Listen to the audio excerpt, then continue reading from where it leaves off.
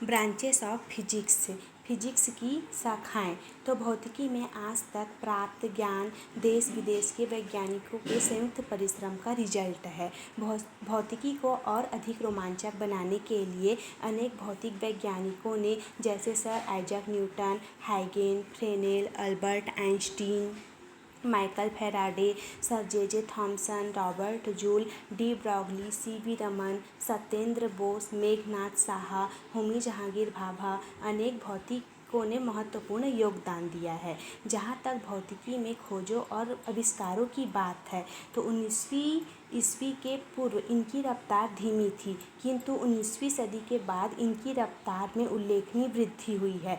इस दृष्टिकोण से हम लोग जो हमारा फिजिक्स है उसको दो भागों में डिवाइड किए हैं, पहला क्लासिकल फिजिक्स और दूसरा मॉडर्न फिजिक्स। तो सबसे पहले हम देखेंगे क्लासिकल फिजिक्स, चिरसम्मत भौतिकी। तो 19वीं सदी के पहले के भौतिकी को हम कहते हैं चिरसम्मत भौतिकी। तो चिरसम्मत भौतिकी की निम्न शाखाएं होती है। पहला है मैकेनिक्स, यांत्रिकी।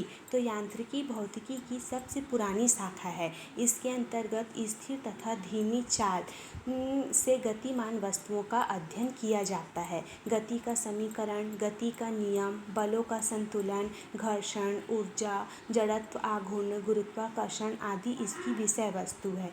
इसके अंतर्गत पदार्थों के सामान्य गुण जैसे प्रत्यास्थता, तरल दाब, श्यानता, पृष्ठ तनाव, द्रवों का प्रवाह आदि का अध्ययन किया जाता है।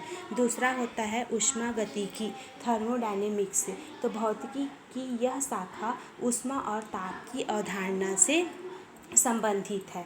तो इसके अंतर्गत ऊष्मा का पदार्थों पर प्रभाव, ऊष्मा संचरण, ऊष्मा ऊर्जा और यांत्रिक कार्य के पारस्परिक संबंध, ऊष्मा स्थानांतरण के कारण किसी निकाय की आंतरिक ऊर्जा, ताप व एंट्रोपी में परिवर्तन, ऊष्मा इंजन की दक्षता, फ्रिज की दक्षता आदि का अध्ययन किया जाता है। तीसरा है ऑप्टिक्स, प्रकाशिकी। तो प्रकाशिकी भौतिकी की वह शाखा है जिसके अंतर्गत प्रकाश ऊर्जा और उससे संबंधित घटनाओं का अध्ययन किया जाता है।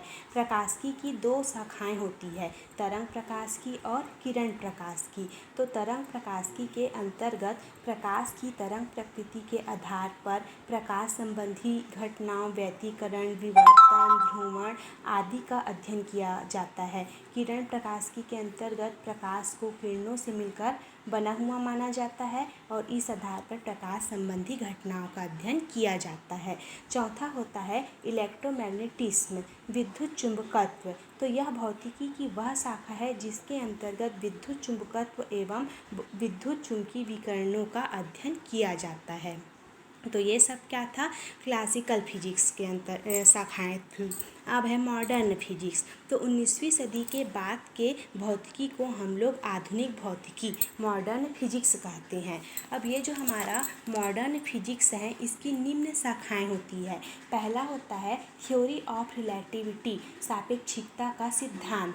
तो इसके अंतर्गत तीव्र चाल से गतिमान वस्तुओं का अध्ययन किया जाता है। सापेक्षिकता के विशिष्ट सिद्धांत का प्रतिपादन अल्बर्ट आइंस्टीन ने किया था।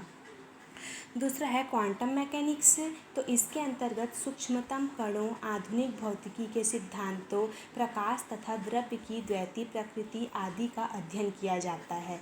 सन 1901 में हाइजेनबर्ग के अनिश्चितता के सिद्धांत के साथ क्वांटम यांत्रिकी का प्रादुर्भाव हुआ था।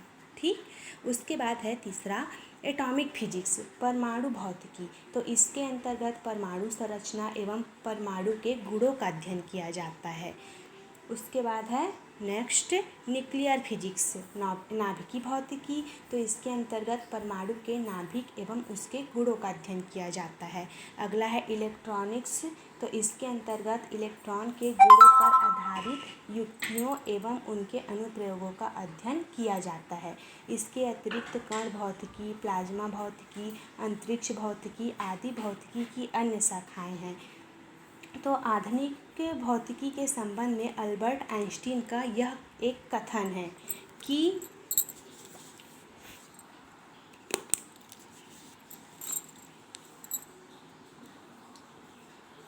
आधुनिक भौतिकी ने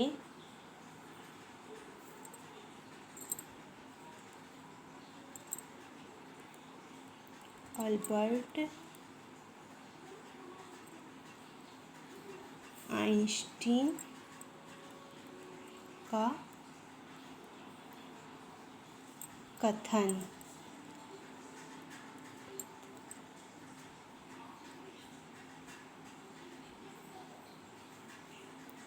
आधुनिक भौतिकी ने जिस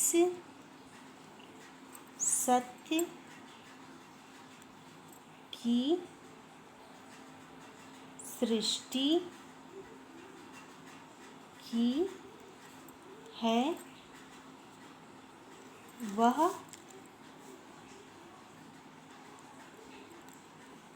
पुराने दिनों के सत्य से अधिक भिन्न है। अल्बर्ट आइंस्टीन का कथन है कि आधुनिक भौतिकी ने जिस सत्य की सृष्टि की है वह पुराने दिनों के सत्य से अधिक भिन्न है। The reality created by modern physics is indeed far removed from the reality of the early days.